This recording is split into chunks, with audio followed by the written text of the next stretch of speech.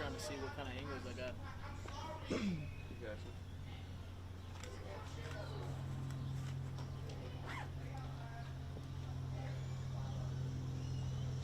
This is not exactly like the snuggest fit. Sometimes that thing will slide off of there. Shotgun. Well, that's also designed like the model viewer, so it's got kind of like sharp on it.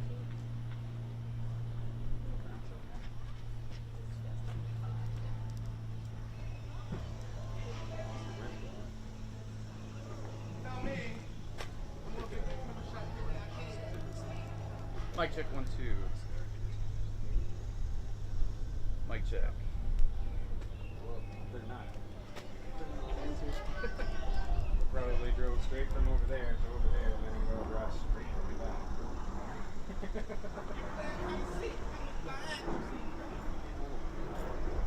Get the hell out of here.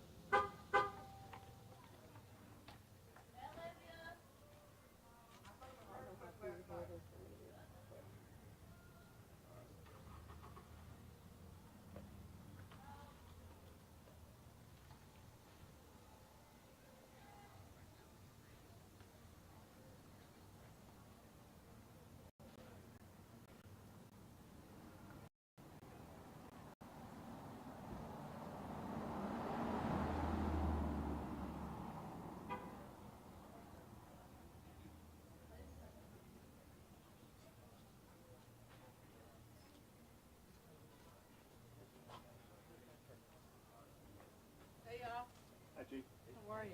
Good. Good. Hot. You good? Hot. Yeah, it is a little warm, isn't Hey. it? That's all right. It's all right. So we're going to roll. Erica Shields, Chief of Police, LMPD, and I also am going to have speaking with Major Steve Healy, 2nd Division Commander. We had 2 shootings out here last night, 3 victims, one's deceased. One prognosis is not good. They were all younger, 15, couple of 16-year-olds. It goes without saying that the violence is unacceptable, and children getting killed is just, we shouldn't even be having this discussion. But that being said, our real reason for being out here today is just to let the community know that they are a priority to us. It's not, we don't just process a crime scene and leave. We need them to know that we are aware that this violence is going on here. We're aware that gunshots have become the norm, and they need to know that the department genuinely cares and wants to go beyond just making an arrest from last night's incidents. So by going door to door, our hope is that communicating with these residents, that at some level it gives them some reassurance. I mean, what I said to the staff today is nobody should live in an area where the night before you had 2 shootings and potentially 2 homicides, separate incidents. I mean, that's not how we should be living in America. And we're the front lines of getting this fixed, and that's why we're here. So, Major Healy, any thoughts, buddy? How y'all doing? Major Steve Healy, Healy. I command the LMPD 2nd Division. It is really frustrating the amount of gun violence that we have. It's frustrating to me that individuals that live in their neighborhoods and they are so accustomed to hearing gunfire that they may not even report it anymore because they're just used to hearing it. In this area, we've had 74 shot spotter runs. That's totally unacceptable. When we have children, and that's what they are, they're children getting shot in our streets, dying in our streets, that's unacceptable to me as the commander of the 2nd Division. My officers are going to be actively out in these neighborhoods. They are going to be visible. They are going to be approachable. If anybody has anything they need to talk about, anything they see, anything they want to relay, my officers are approachable. I'm approachable. My office is at 3419 Bone Avenue. You can come down there anytime and have a conversation. With the violence and the violent crime that we're seeing here in the 2nd Division, I have reached out to the ATF. Myself, my division, and my officers are going to be partnering with the ATF to combat some of this violent crime out here. Along with the violent crime, we're also seeing a spike in vehicular deaths. So we're going to be doing traffic enforcement in the 2nd Division as well. So be accustomed to seeing the marked cars in the neighborhoods because this is not acceptable anymore. The violent crime is no longer acceptable. It wasn't acceptable before, but the amount that we're having, the age of the victims it's sad and it's unacceptable. So, questions? We've heard for years about how difficult it is to get people in the neighborhoods to provide you with information. How is that still a problem, I assume, and how could this effort be different? It is still a problem, but I don't see where it's acceptable to anybody for 14, 15, 16-year-old children to be killed in the streets. I don't see where anybody, if you have information on a crime that heinous, that you would not share that. We have anonymous tip lines where you can call and be anonymous. Our homicide detectives are some of the best in the country, and they just need a starting point. If you can just give them a starting point. But the amount of violence that's out here, how that can be acceptable and not people report it, I don't understand it. How long is a canvas like this after a violent crime? We always will do canvases after a homicide. Usually the detectives, my detectives in the 2nd, if we have a shooting, we'll do neighborhood canvases, and also homicide will do neighborhood canvases after a homicide. What is the main driver, do you think, behind this? Is it gang, social media, a combination? What are you seeing? I think it's a combination of both. We have gang issues that we're addressing. We have individuals that get on Facebook and will just a sign of disrespect can provoke violence. That's unacceptable. The availability of firearms, individuals that leave firearms in unlocked vehicles.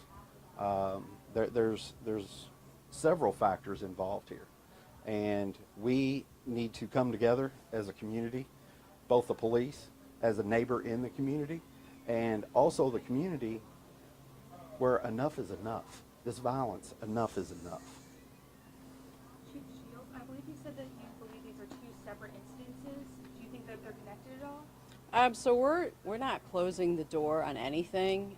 Early indications are that they are unrelated, but we cannot say that with a level of certainty at this point. So we're exploring all avenues. What is going on right now? What sort of new factor is out there that could be leading to so many young people being shot and killed? Oh, well, I mean, no one wants to state the obvious, but it's the availability of guns. I mean, especially in southern states that have lax gun laws, and when people legally buy guns and they do not secure them, they get stolen, and this is where they end up. And so when you're dealing with young people, and if you think back to when you were younger, some of you still are very young, and the conflict resolution skills that you did or did not have, your mind is still developing, literally, and you have a gun. So before you might have used to, lose your temper, punch a friend, punch a wall. Well, now you have a gun. So I think we overthink this. And the reality of it is the guns are in the hands of children. Do you all have any suspects yet in either of these shootings or any type of motives that you know of right now? I'm not going to comment at that level of detail. I think my only consternation on this all, the homicide unit has done a fantastic job, but I am aware that on the second incident, the adults who were present are uncooperative. And to me, that is shameful.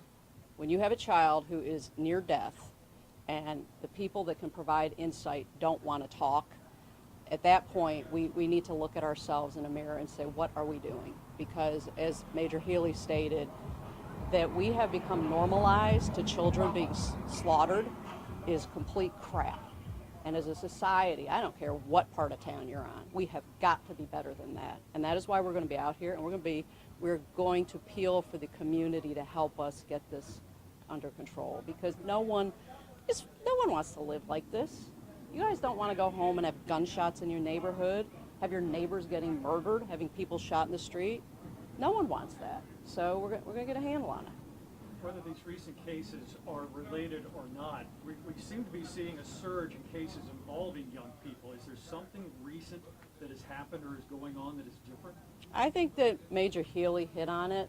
It's when you start drilling down on the drivers of these cases, the simplicity of it all is alarming. It will be people getting offended by stuff said on social media. I mean, literally, it is that basic. And there's not some big, I guess folks wants to come up with some elaborate scheme, underworld. No, children have guns. The availability of guns in the hands of young people is the driver of this. If you don't have the guns, you don't have the shooting. Personal vendettas? Really? It's just that simple? Often. Is there any pressure now to prevent any retaliatory shootings, especially in the wake of children getting shot, especially when you have adults that are uncooperative? Is that kind of where your mind is going? Certainly. You've nailed it. And this is the whole point of, I know people may be tired of hearing about it, but group violence intervention, GVI. The whole point of GVI is to interrupt violence. And so what we will be looking at is, all right, of the victims and the potential suspects, who is in the network, where might the retaliation come from? Because we are seeing that in a vast number of incidents, that there is the retaliatory shootings as a result. And so we want to get ahead of that, certainly. Yes. Thank you all. Appreciate you. Thank you all. Have a good day.